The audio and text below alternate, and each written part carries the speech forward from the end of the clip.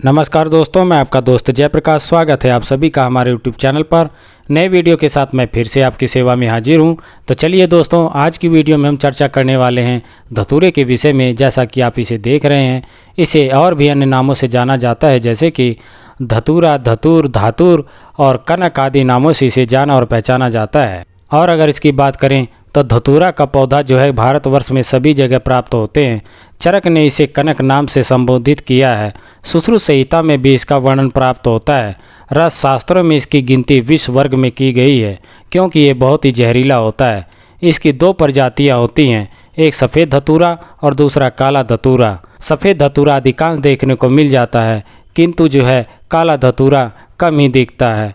उत्तराखंड के ऋषिकेश की पहाड़ियों में ये काला धतूरा अधिक होता है।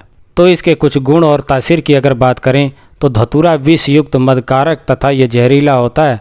साथ ही ये वेदना नाशक मोहकारक होता है और कामला बवासीर का ये नाशक है। तो चलिए दोस्तों, बात करते हैं इसके कुछ गुणों के लाभ लेने के विषय में।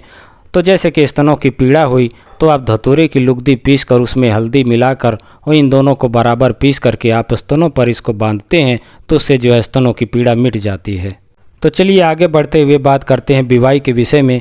तो एड़ियाँ फट जाने पर आप जो है धतूरे के बीजों को ले करके और इसे माड़क छार के साथ पीस करके तो बीवाई वाले स्थान पर आप इसका लेप करते हैं, तो उससे जो है बीवाई मिट जाती है। तो चलिए दोस्तों, आगे बढ़ते हुए मैं एक खास जानकारी देना चाहूँगा कि आप जो है धतूरे के बीजों को ले करके इनका पेस्ट बना लें और पेस्ट बनाने के बाद में जितना आपका पेस्ट है उतना ही आप देसी घी ले लें। इन दोनों को आपस में मिला करके कढ़ाई में डाल करके आप धीमी आंच पर पकाएं। जब इसका पेस्ट जल जाए तो इसको जो है बाकी बचे घी को छान करके आप शीशी में रख लें और अपनी सीवन सुपारी बचा करके इसका जो है कि आप लेप करें, इसकी मालिश करें, तो इससे जो है नपुंसकता दूर होती है और नसें मजबूत हो जाती हैं। तो इसी के साथ ही एक और मैं जानकारी देना चाहूँगा कि धतूरे से प्राप्त तेलों को आप जो है पैरों के तलवे पर मलते हैं, तो उसके बाद में आप प्रतिक्रिया करते हैं, तो इससे जो है कि वीर का स्तंभन होता है, यानी कि आपका समय जो है कि काफ़ी बढ़ जाता है। तो चलिए दोस्तों, आगे बढ़ते हुए बात करते हैं कान से पी बहने की शिकायत पर। तो किसी को भी अगर कान बहने की शिकायत हो जाती है तो वह धतूरे को रस को ले करके और इसमें सरसों का तेल मिला लें और थोड़ी सी गंधक और हल्दी भी मिला करके इसको धीमी आंच पर कढ़ाई में डालकर पकाएं और जब सारी चीज़ें जल जाती हैं तो इसे जो है कि छान करके आप शीशी में भर लें और इसे आप कान में डालते हैं, तो इससे जो है कि कान का बहना ठीक हो जाता है।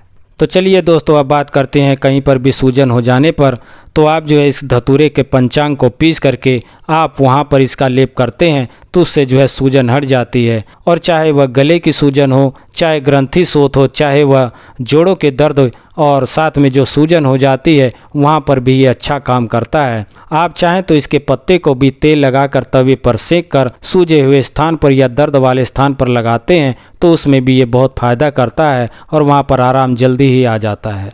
तो चलिए दोस्तों, अब बात करते हैं गर्भपात के विषय में। तो कई महिलाओं में यह शिकायत देखी जाती है कि उन्हें जो है बार बार गर्भपात होने की शिकायत रहती है, तो इससे जो है कि वह काफ़ी दुखी रहते हैं और दंपति जो है कि काफ़ी दुखी और परेशान रहते हैं, तो वह चाहें तो इसका प्रयोग कर सकते हैं।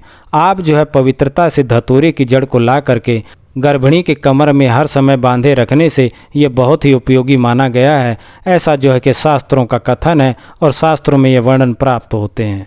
तो दोस्तों, यहाँ पर एक और मैं महत्वपूर्ण जानकारी देना चाहूँगा, जैसे कि गंजेपन की शिकायत होने पर आप इसका प्रयोग कर सकते हैं। तो कई हमारे भाई बंधु हैं जो कि गंजेपन की शिकायत से जो कि काफ़ी परेशान रहते हैं। वह भी चाहते हैं कि हमारे सिर पर जो है कि पूरे बाल रहें और हम जो है कि दिखने में ठीक लगें, तो चाहें तो वह इसका प्रयोग कर सकते हैं। आप जो है धतूरे के पत्तों को ले करके इन्हें कूट पीस करके इनका रस निकाल करके आप जो है गंजे वाले स्थान पर लगाते हैं, तो वहाँ पर बाल जमने शुरू हो जाते हैं। तो बिन पैसे का ये प्रयोग है दोस्तों, चाहें तो आप इसको कर सकते हैं। इसको करने में कोई हानि नहीं है। वैसे तो ये अभ्यंतर के रूप में ही हानि करता है, बाहरी रूप में प्रयोग करने पर कोई हानि नहीं करता। तो इस पौधे के विषय में अगर आपको पूर्ण जानकारी नहीं है तो किसी अनुभवी व्यक्ति की देखरेख में ही इसका प्रयोग करें। तो आशा करता हूं कि मेरा ये वीडियो पसंद आया होगा। मेरा ये वीडियो पसंद आया तो कृपया करके लाइक शेयर और सब्सक्राइब करना ना भूलें। साथ ही बेल आइकन को भी प्रेस कर लें ताकि आने वाली हर वीडियो आप तक पहुंचती रहे। तो आपके स्वास्थ्य की कामना के साथ अब मैं आपसे विदा चाहूँगा। नमस्कार, जय हिंद, जय भारत।